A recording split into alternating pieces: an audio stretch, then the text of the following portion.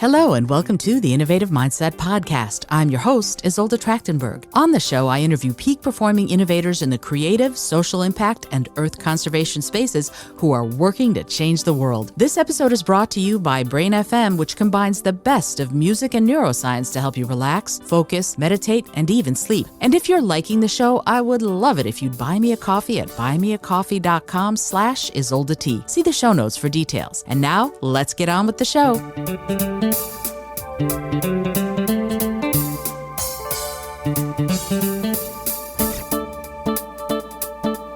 Hello, and welcome to the Innovative Mindset Podcast. I'm your host, Isolde Trachtenberg. Thank you so much for being here. I am continuing the audiobook recording via podcast of my book, Speak From Within. If you want to engage, inspire, and motivate audiences in any sort of live presentation, interview, or meeting, this is the book for you. I'm really honored that I was the one who got to write it, honestly. I love the message of this book because it really talks about how we can all become better communicators by being really empathetic and by listening. And I hope that you enjoyed this week's chapter. It is chapter 15, and here we go. Oh yeah, I should tell you, actually, let me get to this a little bit. This right now is available for free for you if you come every Thursday and you listen. Go back a couple months to get to the first week. You can listen all the way through every Thursday and catch up if you want to. So you'll get the entire audiobook for free. Once I am done recording the book, these podcast episodes are going away on all the channels. And I'm going to be putting the audiobook of this whole thing only on my website, and that'll be available for purchase. But for right now, you can get in on this for free and listen to the episodes every Thursday from now until I finish the book in about 5, maybe 6 weeks. Alrighty, here we go. Chapter 15, Let Me Hear Your Body Talk. Am I dating myself too much with this chapter title? I'm okay with that, though. Who are we if we can't laugh at ourselves? Let's talk about body language. Sheryl Sandberg wrote a great book called Lean In, and by lean in, she means that to show our level of engagement and interest in our interactions, we must lean forward, lean towards the goal, lean towards the challenge, lean towards the interaction. If you're excited, if you're engaged, you will do that. If you act more reserved, you might sit with legs crossed or arms crossed. If you're relaxed or lethargic, you might lean back in your seat and sprawl. Word to the wise, if you are the one in the hot seat, don't sprawl. No, wait. If you're interviewing for a position at a surf shop, you might just want to do that. If, on the other hand, you're walking into a meeting to propose a radical change in the way your company does business, you probably will stand and present using strong, confident body language. Feel free to move around when you speak in public. In some cultures, using your hands to gesticulate is considered taboo, so do your research. But for the most part, using your body to emphasize your points is powerful. It also gives your voice a bigger instrument. Do you remember what I said about how our bodies are our resonance chambers? When you use your body and you move, you change the chamber through which your voice emanates. It's like having a different and more dynamic instrument. Movement of any sort will help your voice come through. Mission: vocalize and ah. If you're comfortable standing, stand with your feet hip-width apart, your spine straight, and your hands at your sides. Note, if you're not comfortable standing, you can do this while sitting. Sit with your feet flat on the floor and hip-width apart and your spine straight. Take one of the deep breaths we've talked about before and make an ah sound.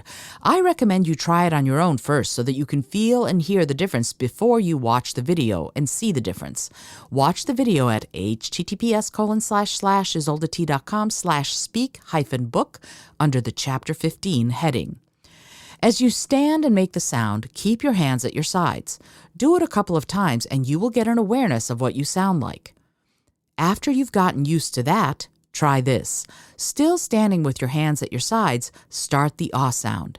While you're voicing it, let your arms rise up to shoulder height. Notice what happens to your ah sound. Don't change the ah on purpose. Just notice what happens to it. Try it a few times. After you've run through that a few times and have gotten used to it, start at the beginning and try the following. Sound the ah, and as you're voicing it, allow your arms to lift up until they are over your head, making a V for victory sign. Again, notice the quality of the sound. Did it change? Can you describe it? I'm betting you noticed how much louder and fuller your voice got as you raised your arms. In terms of physics, you created a bigger sound chamber. In terms of energy, you gave your voice more room to play. Both work together to give you a rich, full sound. A lot of what happens when we try to speak is that nervousness constricts our entire body, and it doesn't just constrict the physical body. It constricts the energetic body as well. The energetic body. You know how you instantly know that someone is behind you even though they've made no noise? Let's say you're busy reading a book or writing a book or sitting and meditating. It doesn't matter. You're quiet and still. Someone comes up behind you. You don't hear them, and yet you know they're there. That's the energetic body at work. Our senses are not just sight, smell, touch, etc. We also have something called the kinesthetic sense. And the kinesthetic sense is all about motion. In physics, energy that is in motion is kinetic. So the kinesthetic sense is our awareness of the energetic motion of things around us. How do we sense those things? What do we use to sense them? It's not about what we can hear, though that might play a role. It's not about what we can see either. You would need to have someone announce they are there, or eyes in the back of your head, to know that they'd come near without sensing them any other way. However, your energetic body can do it. The energetic body is a kind of a field around you that extends however far you want it to extend. At rest, without specific direction from you, it's probably a couple of feet. But it doesn't have to be that small. One of the things that we are never taught anymore, because we have been taught to rely on our tangible senses, is how to work with and utilize the energetic body both for sending and receiving information. The energetic body can sense the flow of heat and other energy around us. It can sense danger and joy. It can sense a change in the energy of the space around us. Have you ever walked into a room in which everyone was still, silent, or busy, but you've known something was wrong? That's your energetic body talking to you. Everybody sends energy out. Your energy picks it up and vice versa. We might not understand the message right away, but we can start to build that awareness. I could write an entire book about building the skill of energetic body awareness, but let me start by saying that you can hone your skills with a couple of simple exercises, which I often teach people in my workshops. Here's something that happened during one of my Speak From Within workshops, covering a lot of the principles you're learning in this book. So, one of the things that we can do is talk about the energetic body, I told the class. Does anybody know what I mean when I say the energetic body? One of the students spoke up. I'm assuming you're referring to body language, how the person moves, for instance, when you cross your arms like this. You're trying to keep people away. Yes, keep people away. Yeah, things like that, I replied. Unless you're from a part of the world where this is an engaging thing, and there are parts of the world where this is engaging and we need to know something about whom we're dealing with, but we also need to know the messages they're giving us in the moment. And I'm going to do a little exercise with you. Who would like to be my lucky volunteer? Come on up, Stacy. I encouraged the student who had raised her hand. Stand way over there. I pointed her towards one of the ends of the room. This is a very simple test. Just stand and face me, and you're going to see us relate, and you're going to see what happens when I get in the space of her energetic body, I said to the class. You ready? I moved to the other side of the room. Watching Stacy, I walked towards her.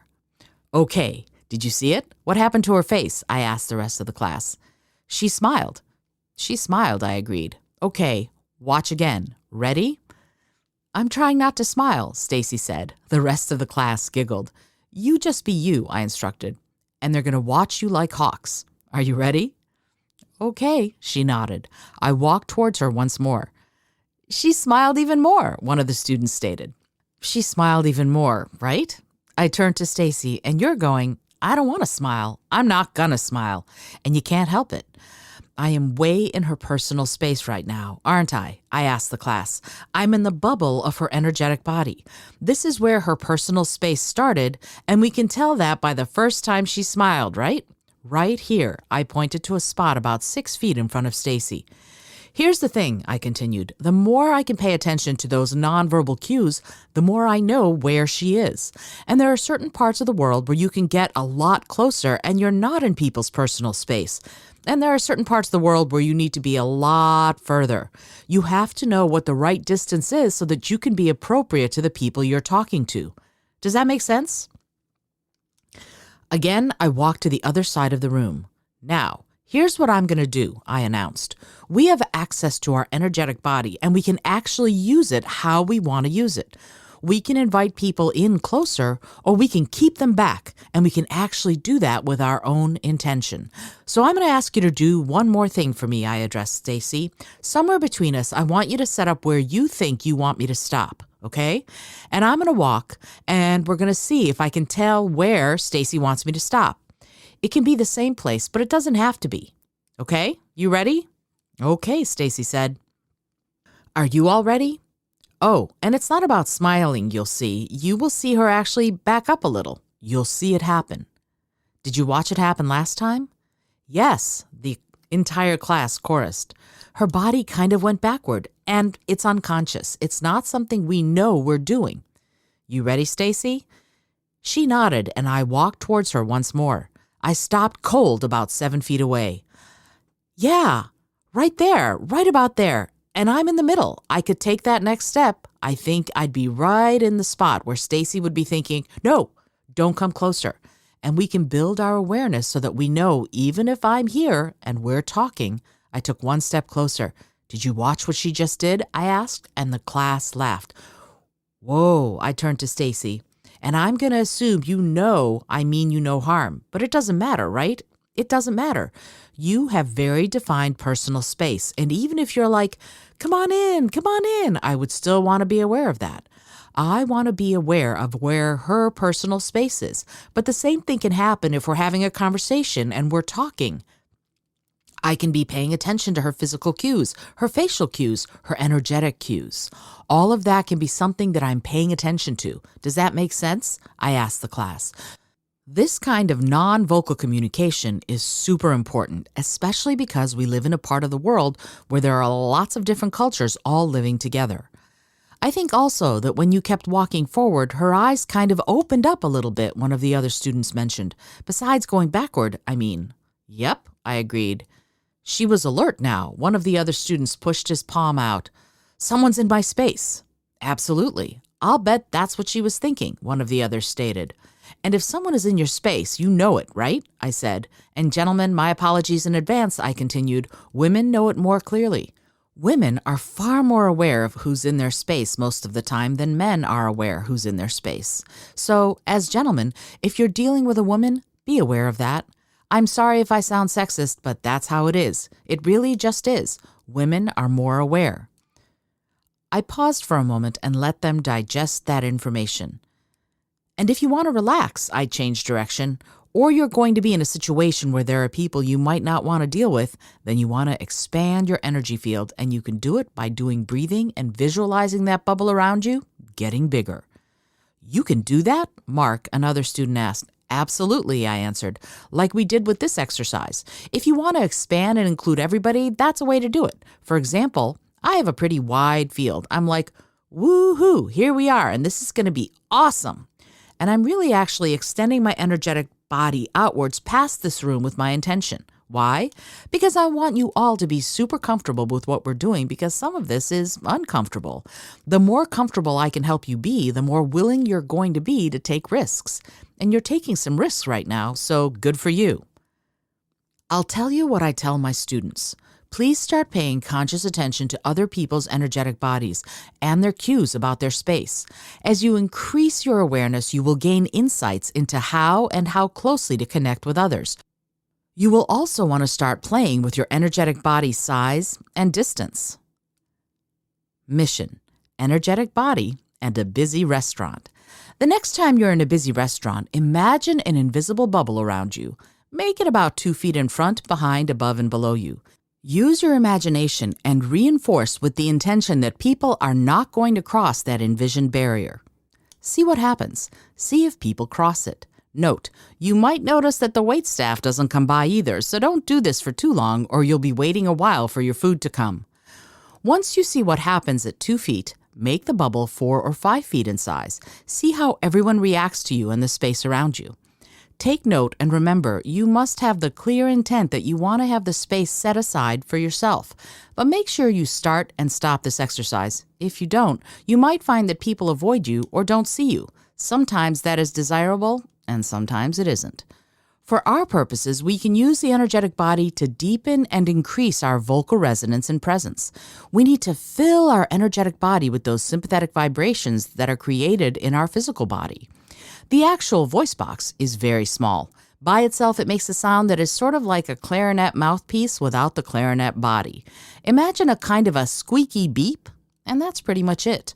On the physical level, if the muscles around the larynx are tight, the voice will sound pinched and squeaky. If they're relaxed and engaged, the voice will sound full and resonant. We must work with both the physical and energetic bodies to make an optimal sound. Mission. Moving ah. Stand up. Take a good speaker stance with your feet hip-width apart and your arms at your sides.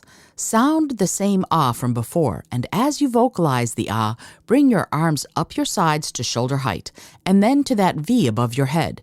You will note that it's louder, of course, but now you're going to play with moving it quickly from one type of resonance to another. While you're vocalizing with your arms up in a V over your head, bend your elbows and bring your fingers together so that the tips of your fingers touch. Note any change in the quality or characteristics of the sound you're making. Did it change? I'm betting it did. If you didn't notice a change, try it a few more times to get acclimated to what you sound like. If you're having trouble hearing yourself, go ahead and record your voice and listen. Generally speaking, I don't recommend that you record yourself until you have a great deal of speaking experience. Then, absolutely record yourself so you can evaluate how you can improve. But for now, I would prefer it if you went more slowly and trusted what you're hearing live. That's because we hardly ever have a $5,000 audio microphone recording us, so we have no good representation of what we sound like. Most readily available microphones make us sound thin and reedy, and most speakers and amps will not give a fair representation either. But this one time, turn on the recorder on your phone or on your computer so that you can hear how your sound changes. Play with the elbow bending portion of the exercise a few times so you get an idea. If you want an explanation, the best one I can give you is that you're changing the size of your energetic body. That's it. You're changing its size. By changing its size, you're changing your instrument size, and the bigger the instrument, the fuller the sound. You'll also change its timbre, characteristics, and quality, which will improve your ability to connect with people and help you shine. If the voice is a mouthpiece of a clarinet and the rest of the body is the body of the clarinet, the rest of the body and its resonators create the instrument through which the resonance of the voice sounds. Our physical bodies can do that, and in fact, I'm going to use one of my bandmates as an example. I lead a holiday caroling group called the Philosopher's Tones. There aren't that many of us, so we have to make 4 people sound like a choir. One of my bandmates recently lost a large amount of weight. She's literally half the size she used to be. When she was bigger, her voice sounded full, round, and creamy. She had a strong alto and great resonance. Part of why she had so much good resonance was that she had a bigger instrument. The vibrations of her voice suffused her entire body and therefore created more space for the sympathetic vibrations that emanate from the larynx. Once she was smaller, her voice sounded less full. There just wasn't as much of her to vibrate the sound. So, what is one to do? If you're smaller and you don't have large resonance chambers like a sizable torso, big sinuses, a large mouth, or a large cranial cavity, you need to use your energetic body. Your voice goes where you imagine it going. Use your imagination and tell your voice where to resonate, and it obeys. This is a fantastic way to use intent, perception, and the mind-body connection. If we think it, it will happen. Then we project our voice where we want it to go, and it goes there. It's like our earlier discussion about projecting. The same principles apply inside your body as well as outside your body. If your body is your instrument, different parts of you will vibrate to different pitches from your larynx. When you employ these projection techniques, you send the sound to the places that are best suited to making the sound bigger and fuller. If you use your energetic body and project sound out to it, you get a bigger instrument without having to be physically bigger. You suffuse your energetic body with the voice that you're producing. Thus, when my bandmate and I discussed how she could project her voice outside her physical body, her fuller resonance returned in an instant. Remember the exercise you just did? When you raise your arms, you focus your voice to your arms. The point of that exercise was to show you that it would get louder, and you wouldn't have to do anything to make it so except raise your arms. Because when you raise your arms, you are also increasing the size of your energetic body. If it goes about 2 feet around you and you make it taller and bigger by raising your arms, then instead of being 5 feet 8 or 5 feet 10, suddenly with your arms up, you are 10 feet tall. And that makes for a huge instrument through which to sound your beautiful voice. Eventually, you won't even have to raise your arms to make it work. You'll just have to think about opening up those resonators to suffuse your energetic body with sound, and those vibrations will go wherever you direct them. Play with your energetic body. Change its size and shape with your imagination and intent. Then speak and marvel at the difference. I hope you've enjoyed today's episode, Chapter 15 of my book, Speak From Within.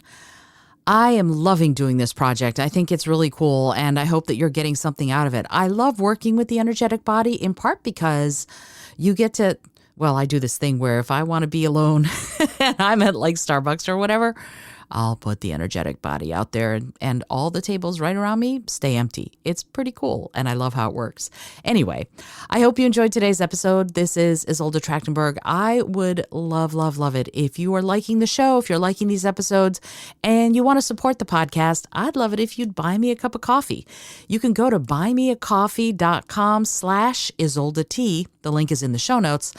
And buy me a cup of coffee to support the podcast. I would love it. It would be super cool. Until next time, I remind you to be bold, be creative, and most of all, be kind.